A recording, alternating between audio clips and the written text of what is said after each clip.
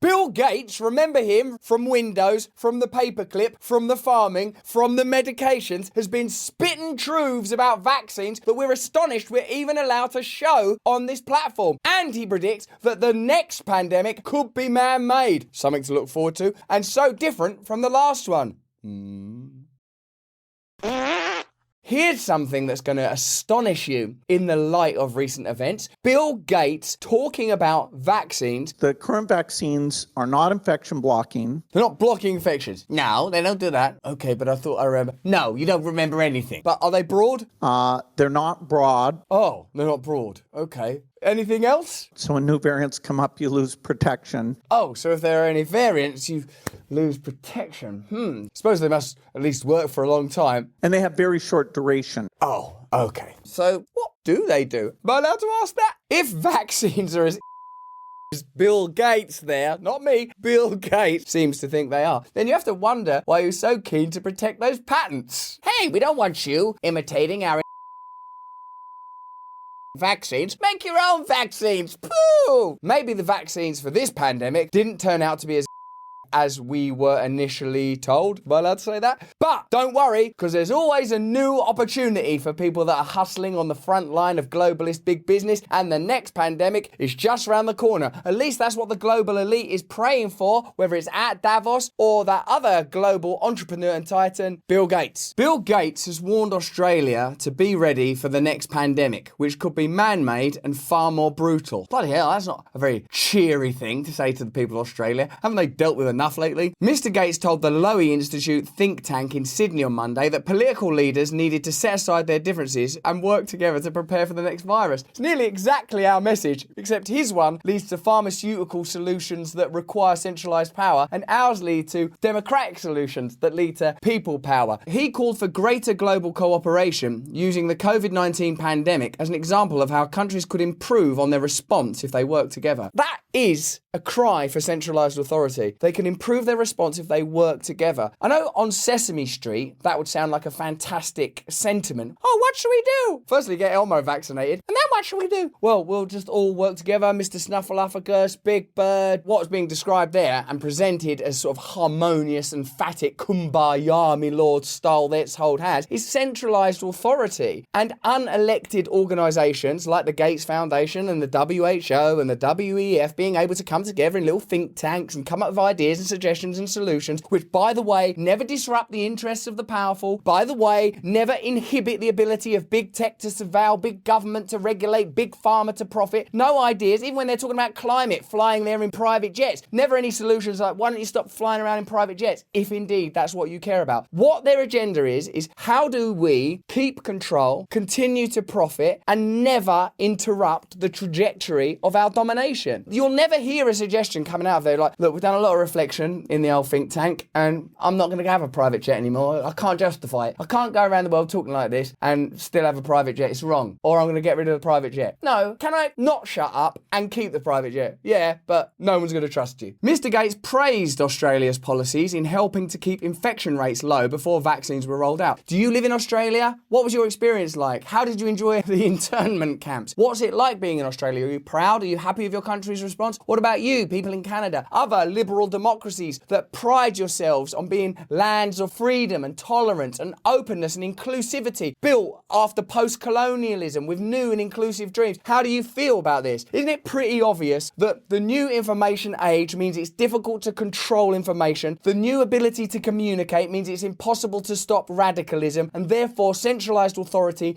needs to create ways in which to legitimize its ongoing power? Isn't that what's happening? Do you think that's what's happening? Let me know in the comments. He also said US policy, and by extension Australia's, which is weird, towards China. Wow, one unilateral policy there between the US and Australia, even though Australia has a different historical relationship with China, different geographical relationship with China. Why would there be one centralized agenda towards China? Why would there be? Needed a more conciliatory and cooperative political approach in tackling major problems. I see China's rise as a huge win for the world. Do you see China's lockdown response as a huge win for the world? Bags of dead cats? tower blocks of people sobbing. Ah, kumbaya, my lord. But the big headline from Bill Gates' think tank hoedown was that the next pandemic could be man-made. Man-made pandemic? Are we allowed to discuss that here? What about the last pandemic and its origins? Has that narrative altered? Is there more evidence? Are we allowed to have a conversation about that? According to a new report in The Intercept, Dr. Anthony Fauci conspired with influential scientists around the world, including at the World Health Organization, to quell concerns that SARS-CoV-2 may have leaked from the Wuhan Institute of Virology, newly unredacted emails show. The newly released emails raise questions about Dr. Fauci's motives in dispelling public scrutiny over the potential that the novel coronavirus had escaped from the Wuhan laboratory. Fauci had misled Congress over the extent that the National Institute of Health had funded the Wuhan lab as a subcontractor of EcoHealth Alliance. The Wuhan laboratory was also funded by the Pentagon, contract awards show. The unredacted NIH emails show how public questioning that SARS-CoV-2 may have escaped from a laboratory was a concern for the group's scientists, lest it become a conspiracy theory. Oh, you don't want that coming out, in case it becomes a conspiracy theory. But also, more of a concern that it could become a conspiracy theory is that there's all sorts of integral, actual, demonstrable relationships between interests that ought be declared explicit and made public, because otherwise, not only is that lacking in transparency, it is a conspiracy. Bill Gates wants more cooperation between these organisations. How much more cooperation? Do them all to move into one house and get married to each other? They seem to be cooperating just fine. Emails were exchanged among Dr. Anthony Fauci, the National Institute for Allergy and Infectious Diseases chief, Sir Jeremy Farrar, a top scientist at the World Health Organization, Christian Anderson, a leading immunologist and microbiologist with Scripps Research, Professor Edward Holmes, a biologist at the University of Sydney, Dr. Francis Collins, former director of the National Institute of Health, Chris Elias of the Bill and Melinda Gates Foundation, George Fu Gao of the Chinese Center for Disease Control and Prevention, Victor J. Zhao of Duke University, and various other influential scientists and philanthropists around the world. It's an interesting collusion between state-funded organizations, unelected globalist entities like the WHO, and private foundations that are often presented as primarily philanthropic rather than political organizations that are about asserting control or looking to exert influence. That list in itself, unless it led to transparent communication, I think is cause for scrutiny and concern. Remember, in the early days of the pandemic, there was a clear attempt to control the narrative. All of this inquiry about the possible Wuhan lab origin was completely suppressed. Many of you will have seen Jon Stewart's joke on TV saying it's kind of ludicrous that it's not being discussed when there's an Institute of Virology that bears the same name as the place of origin. It's very peculiar. And to know that these people that operate in the upper echelons, this is what people mean by the elites. There are powerful institutions, some governmental, some private and corporate, some media-oriented, and conspiracy theorists believe that they communicate with one another in order to establish an agenda and push particular stories and narratives in order to prevent democratic control being meaningful. Let me know if you think that any red flags ought to be raised around that little list. The academic paper, The Proximal Origin of SARS-CoV-2, published on March 17th, 2021, had definitively propped up the rival theory to the lab leak theory that SARS-CoV-2 had natural origins. But the final form of the paper was far afield of its initial stages, as shown by the NIH emails. The influential academic paper evolved from its early stages, seriously entertaining three rival hypotheses: the bioengineered theory, the lab leak theory, and the natural origins theory, which seems to me, by the way, how science ought to be conducted. And if you genuinely were interested in creating a clear and open relationship with the public, which I would assume is necessary during a time of pandemic which requires cooperation, it seems to me that they were confronted with the idea that cooperation was required and chose a different path: management of the narrative, management of the information,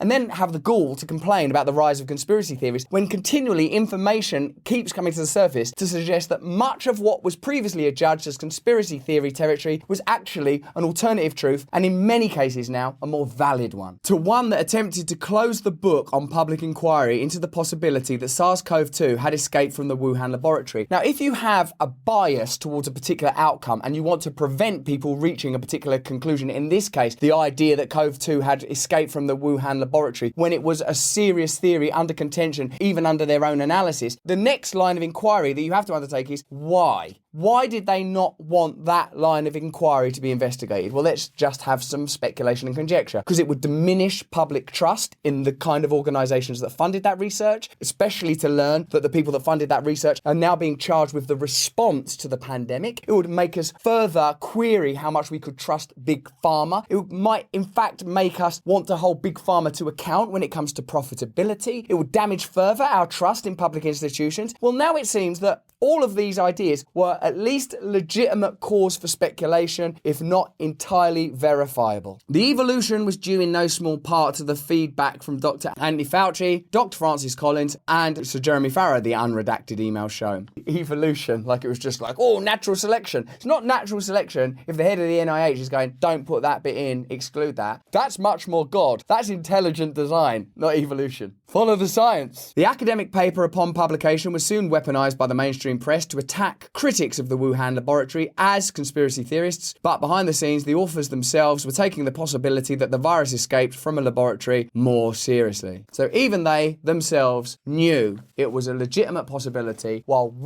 you were being told, no, you're a conspiracy theorist. Right, do some more research in that, 'cause it actually could have been that. That was the reality. I'm not even saying it came from that lab. I'm saying that they thought that it might come from that lab. I'm not even saying those vaccines. I'm saying Bill Gates is saying that those vaccines.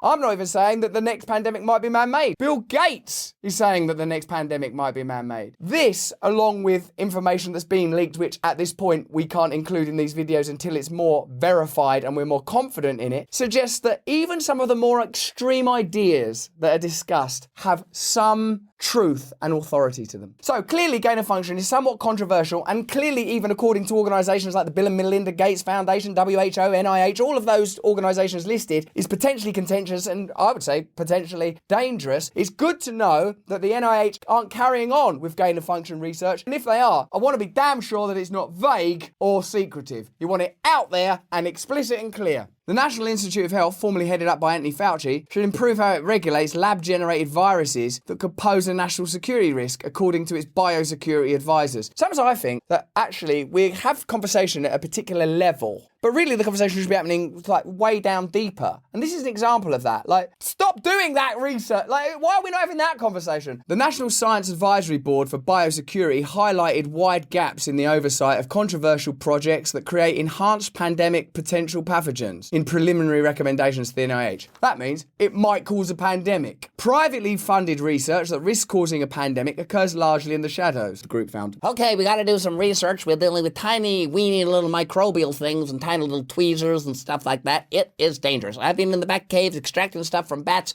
It's dangerous. So, let's get into the laboratory. Now, where have you built that laboratory? Here, in the shadows. Oh, well, that's great, because, you know, as we all know, in shadows, those are the perfect conditions for working with tiny little microbial substances. Meanwhile, NIH-funded research with pandemic risks is falling through the cracks of the agency's vague internal processes. How could they so confident when they were saying, like, it can't have come from a lab? You ain't got any cracks in your vague model. It's full of cracks. Could it have gone down any of the cracks? No. Could it? Yeah. Don't have cracks. On paper, NIH-funded projects that could pose a pandemic risk are subject to an extra layer of regulatory review by the Enhanced Pandemic Potential Pathogens Committee, or P3CO. Master Luke, don't put that research by the cracks. Shut up, 3PO.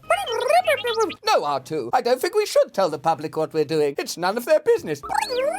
I don't think that I am in this for the money. Don't be so rude about Pfizer. What do you mean it's none of Bill Gates' business?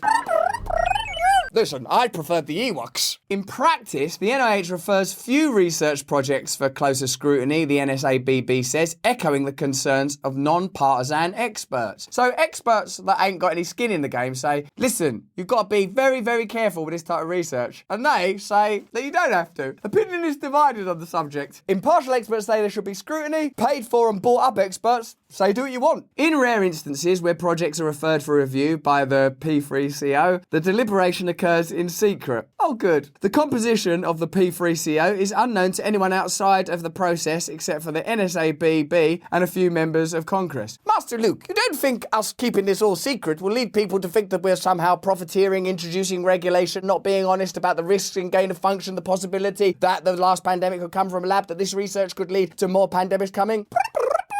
Oh, that's a very good point, R2. So there you have it. Whether it's Bill Gates or the NIH, new information is coming to the forefront that appears to verify and validate some of the most extreme conspiracy theories of just a couple of years ago. This doesn't mean that we should all be marching around saying, I'm right, thumping our chests and fist bumping and fist pumping. It simply means that we must stay alert and stay awake. Extend a hand of friendship. Make sure you've washed it first, though maybe that don't matter either. To people that you formerly disagreed with. Be willing to open your heart, but do demand truth and demand to be treated like an adult, which ultimately means we have to behave like adults. We have to be responsible, awake, transparent, and clear. Let us demonstrate to them how we want to be governed, how we want to be led. Ultimately, that we should be governed and led by ourselves. But that's just what I think. Let me know what you think in the comments below. Turn on the notification bell and subscribe right now. We make great content every day and it's vital that you see it all. We're on Rumble every single day at 5 with a fantastic live show where we cover these issues in depth with real experts, impartial experts. More important than any of that is that you please stay free.